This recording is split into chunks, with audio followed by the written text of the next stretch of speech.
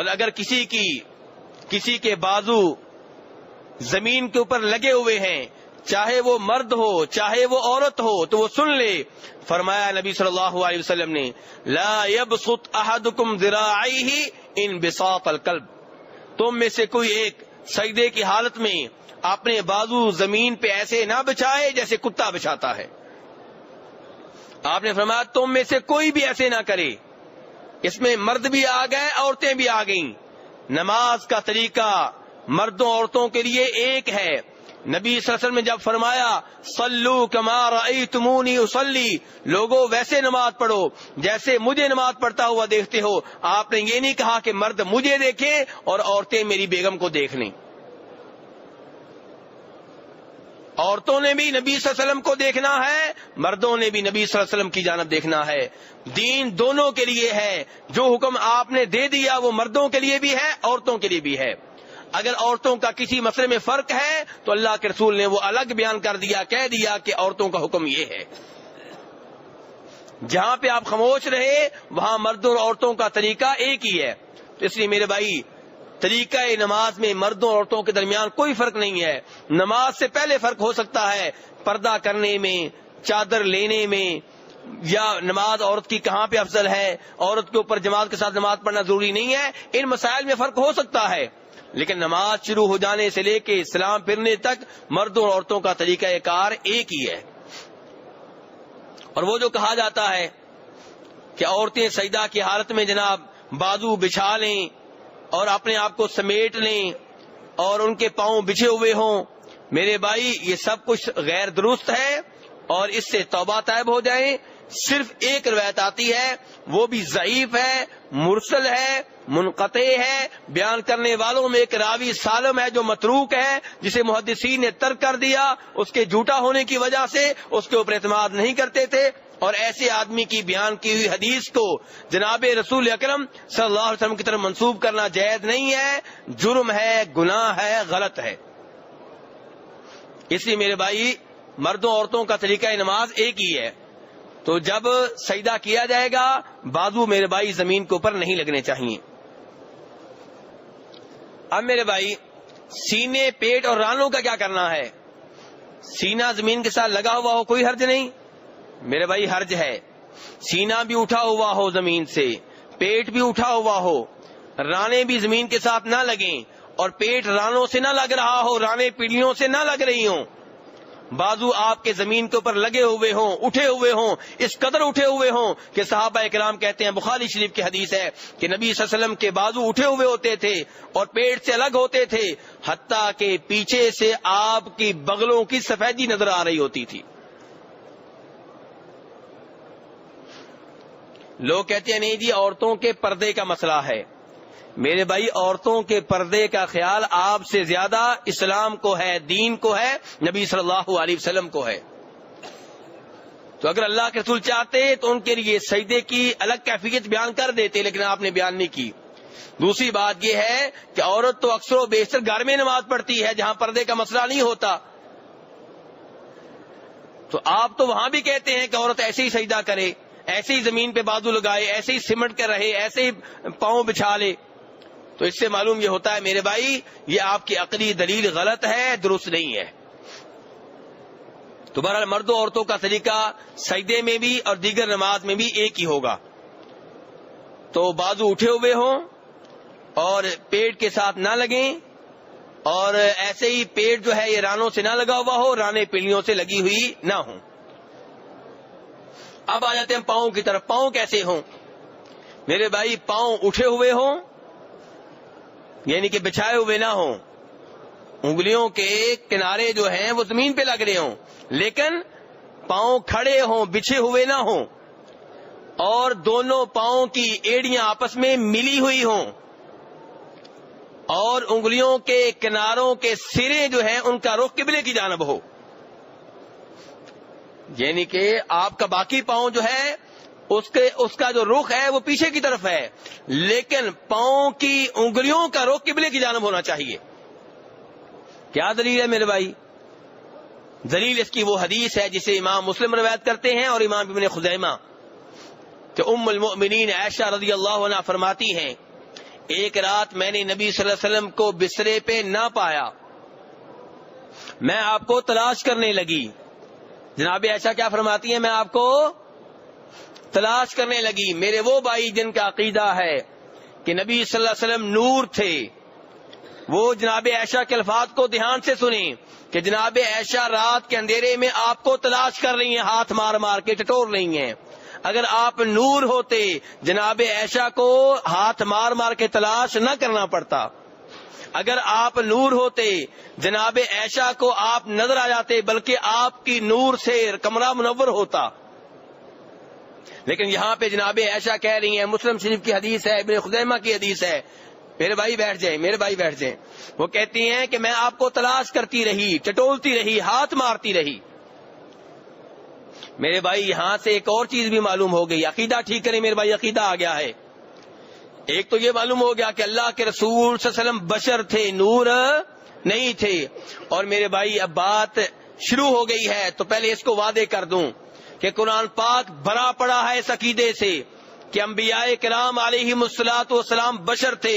میرے بھائی جو بھی نبی آتے رہے ان کے امتی ان کے اوپر یہی اعتراض کرتے رہے کہ تم بشر ہو، ہم تمہیں نبی کیسے مان لیں. اگر وہ بشر نہ ہوتے تو نبی آگے سے کہتے تمہیں کس نے کہہ دیا کہ ہم بشر ہیں، ہم تو بشر نہیں ہیں، ہم تو نور ہیں. لیکن وہ آگے سے کہتے تھے، کیا کہتے تھے؟ اٹھائیے سورہ ابراہیم 13واں سپارہ. قالت رسلهم افی اللہ شک فاطر السماوات والارض. ان کے رسول اپنے امتیوں سے کہنے لگے کہ ظالموں، تم اللہ کے بارے میں شک کرتے ہو، جو اللہ آسمانوں اور زمین کو پیدا کرنے والا ہے وہ تمہیں بلا رہا ہے تاکہ تمہارے گناہوں کو معاف کر دے اور تمہیں مہلت دے رہا ہے. قالوا ان انتم الا بشر مثلنا. امتی کہنے لگے آگے سے، وہ کافر کہنے لگے آگے سے، تم تو ہماری طرح کے بشر ہو. یہ کون کہنے لگے؟ کافر. تريدون ان تصدونا عما كان يعبد آباؤنا فاتونا بسلطان مبين. تم ہماری طرح کے بشر ہو اور چاہتے ہو کہ ہم اپنے ان بزرگوں کی عبادت چھوڑ دیں، ان بتوں کی عبادت چھوڑ دیں جن کی ہم عبادت کیا کرتے تھے. کوئی واضح دلیل لے کر آؤ. آگے سے رسولوں نے کیا کہا؟ کیا انہوں نے کہا کہ ہم بشر نہیں ہیں؟ نہیں. فرمایا ان نحن الا بشر مثلکم ولکن اللہ یمن علی من یشاء من عبادی. کہ اس میں کوئی شک و شبہ نہیں ہے، ہم تمہاری طرح کے بشر ہیں، لیکن اللہ جس پہ چاہتا ہے اپنے بندوں میں سے احسان فرما دیتا ہے. ہم بشر ہیں، اللہ نے نبی بنا دیا. ہم بشر ہیں، اللہ نے رسول بنا دیا، اللہ نے احسان کر دیا. اور میرے بھائی 15واں سپارہ اٹھا لیں، سورہ کاف اٹھا لیں، سورہ اسراء اٹھا لیں. وہاں پہ اللہ تعالیٰ فرماتے ہیں وما منع الناس ان يؤمنوا اذ جاءهم الهدى الا ان قالوا ابعث الله بشرا رسولا. کہ لوگوں کو اسلام قبول کرنے سے، ہدایت قبول کرنے سے ایک ہی چیز نے روکے رکھا، اور وہ کیا؟ کہ وہ کہتے تھے کہ کیا اللہ تعالیٰ نے کسی بشر کو رسول بھیجنا تھا؟ ابعث الله بشرا رسولا. فرمایا اللہ تعالیٰ نے آپ کہہ دیں قل لو كان في الارض ملائكة يمشون مطمئنين لنزلنا عليهم من السماء ملكا رسولا. اگر زمین پہ رہنے والے فرشتے ہوتے تو ہم یقیناً کسی فرشتے کو رسول بنا کے بھیجتے، لیکن زمین پہ رہنے والے بشر ہیں تو ہم نے بشر کو رسول بنا کے بھیجا ہے. اور دوسری جگہ پہ فرمایا کہ اگر ہم کسی فرشتے کو رسول بنا کر بھیجتے تو پھر یہ کہتے جناب ہمیں تو پتہ ہی نہیں چل رہا، صورتحال خلط ملط ہو گئی ہے، ہمیں پتہ ہی نہیں چل رہا یہ کیا چیز ہے کیا نہیں ہے. پھر تو لوگوں نے بڑے بڑے اعتراض کرنے تھے. یہ بھی کہنا تھا بھائی یہ فرشتہ ہے، ہم انسان ہیں. یہ کہتا ہے جہاد کرو، یہ کر سکتے ہیں، یہ تھکتے نہیں، ہم تو تھک جاتے ہیں. یہ کہتا ہے جی یہ رسول ہمارا فرشتہ کہتا ہے نمازیں پڑھو، یہ تو نمازیں پڑھتے ہوئے تھکتے نہیں، ہم بشر، ہم تھک جاتے ہیں، ہم کیسے اس کی پیروی کریں؟ اور اللہ تعالی نے سورہ فرقان میں فرمایا کہ وما ارسلنا قبلک من المرسلین الا انہم لیأکلون الطعام ویمشون فی الاسواق. ہم نے جو بھی رسول بھیجے وہ کیا تھے؟ وہ کھانا کھانے والے تھے، بازاروں میں چلنے والے تھے، یعنی کہ انسانوں کی طرح انسان تھے. وہ الگ بات ہے کہ فضیلت کے لحاظ سے، مقام کے لحاظ سے، شان کے لحاظ سے سب انسانوں سے آگے نکل گئے. مقام و مرتبہ کے لحاظ سے، شان کے لحاظ سے، فضیلت کے لحاظ سے، بلندی کے لحاظ سے، مراتب عالیہ کے لحاظ سے انبیاء کرام علیہم الصلوۃ والسلام سب انسانوں سے اوپر ہیں. اور ہمارے نبی صلی اللہ علیہ وسلم سب نبیوں اور رسولوں کے سردار ہیں، لیکن ہیں یہ سارے کے سارے بشر. تو جناب عائشہ کیا فرما رہی ہیں کہ ایک رات مجھے اللہ کے رسول نہ ملے، میں آپ کو تلاش کرنے لگی. اور یہاں سے عقیدے کا ایک اور مسئلہ بھی کہ جیسے نبی صلی اللہ علیہ وسلم عالم الغیب نہیں تھے، ایسے ہی آپ کے صحابہ کرام بھی عالم الغیب.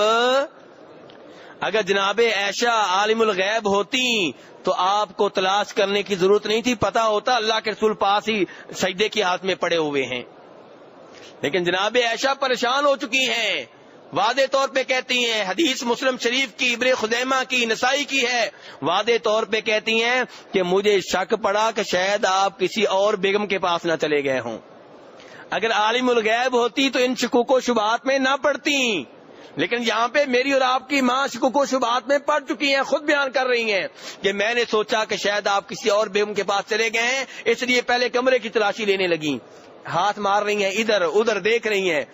کہتی ہیں جب میرے ہاتھ آپ کے جسم پہ لگے تو وہ آپ کے پاؤں کے اوپر لگے، آپ سجدے میں تھے، پاؤں آپ کے کھڑے تھے. وہما منصوبتان، جناب عائشہ فرما رہی ہیں اللہ کے رسول کے پاؤں کھڑے تھے اور آپ کی ایڑیاں آپس میں ملی ہوئی تھیں، اور آپ کے پاؤں کی انگلیوں کے سرے ان کا رخ قبلے کی جانب تھا. اور آپ کیا کہہ رہے تھے؟ اللہ اکبر.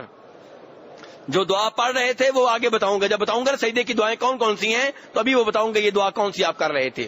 بہرحال کہنے کا مطلب یہ ہے میرے بھائی کہ نبی صلی اللہ علیہ وسلم کے پاؤں کھڑے تھے، پاؤں کی ایڑیاں آپس میں ملی ہوئی تھی، اور پاؤں کی انگلیوں کا رخ جو تھا وہ قبلہ کی جانب تھا.